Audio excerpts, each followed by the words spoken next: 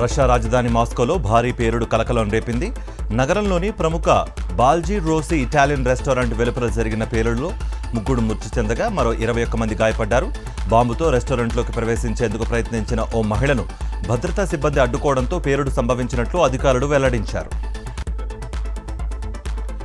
Commonwealth గేమ్స్లో అమ్మాయిలు అదరగొడుతున్నారు. బాక్సింగ్లో బంగారు పతకాలను కొల్లగొడుతున్నారు.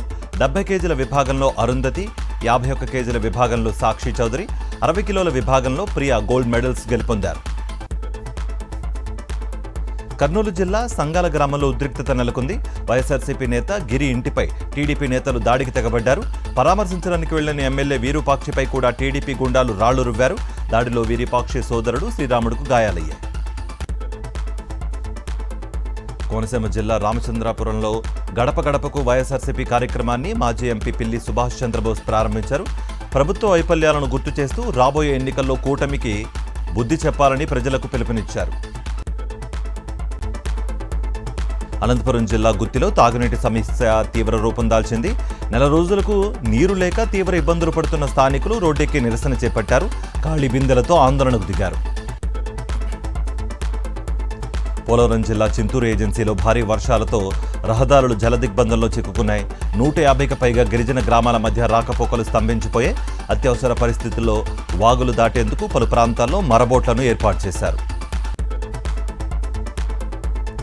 పెద్దపల్లి జిల్లా అంతర్గాంలోని శ్రీపాద ఎల్లంపల్లి ప్రాజెక్టును మంత్రులు ఉత్తమ్, శ్రీధర్ బాబు, వివేక్, అడ్లూరి లక్ష్మణ్ ఎమ్మెల్యేలు సందర్శించారు. గోదావరి నదికి పూజలు చేసి ఎల్లంపల్లి ప్రాజెక్టు ప్రవాహాన్ని పరిశీలించారు.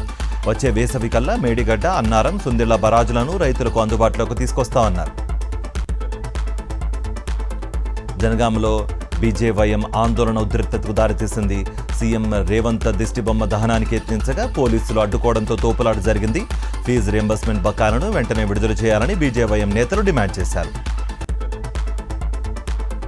రంగారెడ్డి జిల్లా రాజేందర్ నగర్లో అల్లం వెల్లుల్లి పేస్ట్ తయారీ యూనిట్పై ఫుడ్ సేఫ్టీ అధికారులు దాడులు నిర్వహించారు. ప్రమాదకర రసాయనాలు కలుపుతున్నట్లుగా గుర్తించి కల్తీ పదార్థాలను స్వాధీనం చేసుకున్నారు. జనగామ జిల్లాలో గర్భస్థ శిశువు లింగ నిర్ధారణ, అక్రమ గర్భస్రావాల కేసును పోలీసులు ఛేదించారు. ఈ కేసులో 3 అరెస్ట్ చేసి రిమాండ్కు తరలించారు. అక్రమ వైద్య కార్యకలాపాలపై కఠిన చర్యలు తీసుకుంటామని పోలీసులు హెచ్చరించారు. నెల్లూరు జిల్లా వేంపాడులో వరుస చోరీలు కలకలం రేపాయి. ఇళ్లలో, గుడిలో దొంగతనాలు జరగ్గా అనుమానితులను పోలీసులు అదుపులోకి తీసుకుని విచారిస్తున్నారు. ధవళేశ్వరం బరాజ్ వద్ద గోదావరి ఉధృతి పెరగడంతో అధికారులు మొదటి ప్రమాద హెచ్చరికను కొనసాగిస్తున్నారు. ధవళేశ్వరం వద్ద గోదావరి నీటి మట్టం 12.60 అడుగులకు చేరింది. దిగువ ప్రాంతాలకు సుమారు 11 లక్షల క్యూసెక్ల వరద నీటిని విడుదల చేస్తున్నారు. భద్రాచలం వద్ద గోదావరిలో వరద ఉధృతి పెరగడంతో అక్కడి కరకట్టపై పోలీసులు ఆంక్షలు విధించారు. ప్రస్తుతం 3వ ప్రమాద హెచ్చరిక కొనసాగుతూ ఉండడంతో కరకట్టపైకి ఎవరిని అనుమతించడం లేదు. కేరళంలో భారీ వర్షాలు కురుస్తున్నాయి. ఇడుక్కి, కొట్టాయం జిల్లాలో కుండపోత వానలు పడుతున్నాయి. భారీ వర్షాల ధాటికి కొండ చర్యలు విరిగిపడటంతో 3 మృతి చెందారు. మహారాష్ట్రను భారీ వర్షాలు ముంచెత్తుతున్నాయి. జల్గావ్లోని అంజలి నదికి వరద పోటెత్తింది. దీంతో చేపల వేటకు వెళ్లిన సురేష్ బిల్ అనే వ్యక్తి నదిలో చిక్కుకుపోవడంతో అతన్ని ఎన్డీఆర్ఎఫ్ రెస్క్యూ టీం 7 గంటల పాటు శ్రమించి కాపాడింది.